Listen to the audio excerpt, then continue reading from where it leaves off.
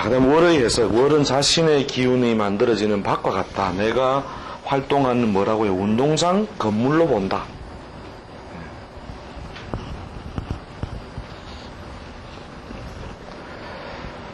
그 다음에 자신의 그 삶의 어떤 그 특성을 만드는 가장 그 직접적인 어떤 인자가 된다는 거죠. 그러니까 어렸을 때 뭘 가지고 놀란 사람은, 흙 만지고 놀란 놈은 뭐라고 해요? 흙으로서 성공할 수 있고, 그죠?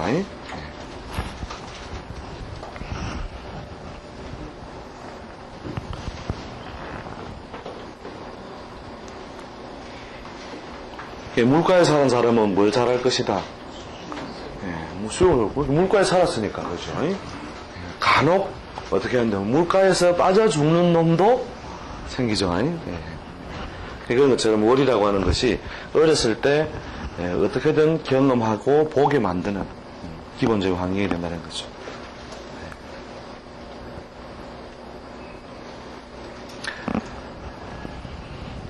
그 비견급제가 월에 있다는 뜻은 뭡니까?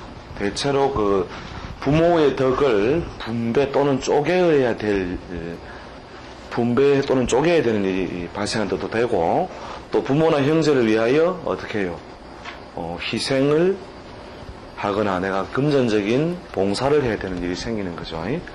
그러니까 부모 자리에 나를 돕기는커녕 뭘 해간 사람, 급제가 있다는 거죠. 재물을 겁탈해가는 사람이 있다는 뜻은 평생 잘 낫지도 않는 지병에 걸린 부모를 만들게 되든지, 평생을 하여튼 밤새 연구해가 돈가물 궁리하는 형제를 두든지, 아무리 도와줘도 어떻게 해요? 번영이 잘 안 되는 그런 인자가 상당 세월, 평생은 아니죠. 상당 세월 영향을 주게 된다. 이렇게 보시면 되겠죠. 대체로 이제 부모 덕도 어떻게 해요? 금전적으로 어느 정도 혜택을 부모가 주더라도 형제에 의해서 많이 분탈된다. 이렇게 보면 되죠. 형제. 그래서 보통 뒤에 해봅니다. 우리가 걸록격이라든지, 걸록격 있죠? 그 다음에 양인격. 걸록이나 양인격의 그 일반적인 특성 중에서 보통 이제 부모 덕을 쪼갠다 이런 표현을 되는 거죠. 그게 뭐냐면 비견이나 급제가 부모, 형제의 자리에 있으니 결국 부모나 형제 중에 뭐예요? 내 재물을 쪼개어가는 존재가 온다는 뜻이죠. 그걸 받으면요, 운의 흐름에 상관없이 그게 어느 정도 탕진, 소진하고 난 뒤에야 번영한다고요. 이게 오행희기와 상관없다, 할게. 격용을 보면 말이 안 되는 거죠, 그죠? 격국 용신의 어떤 인자를 보면, 팔자에 오행이 약한 놈을 들어오면 부자가 돼야 되는데, 목이 와도 까먹고, 화가 와도 까먹고, 토가 와도 까먹고, 막 계속 까먹는 거예요. 왜 까먹나 가만히 들여다보니까, 부모 자리에 어떤 인자, 부모 혜택을 쪼개어버리는 별을 가지고 있기 때문에 그렇게 되더라는 거죠. 그래서 이게 아예 부모 복 없는 사람은 30대 초반부터 무조건 잘 살아요. 막 돈을 번다고요. 왜? 걸록을 보면서 안 빼앗기려는 운동, 그 다음에 빼앗아야 산다는 운동, 그죠? 그러니까 엄청나게 열심히 산다는 거죠. 그래서 부모로부터 아예 안 받은 사람은 이때 30살부터 계속 자기 사업은 성공해요. 성공하는데 요 사이에 왜 큰 성공이 안 되느냐? 나눠줘야 되거든. 벌어가지고 자꾸 나눠줘야 되는 과정이. 그래서 보통 40 중반이나 후반에 이르렀어야 그 기운이 뭐가요? 연월에 있는 것이 이제 나이가 들어서 어떤 글자가 일시에 있는 글자들이 활발하게 움직이는 어떤 환경으로 갔을 때 서서히 약화되죠, 이게.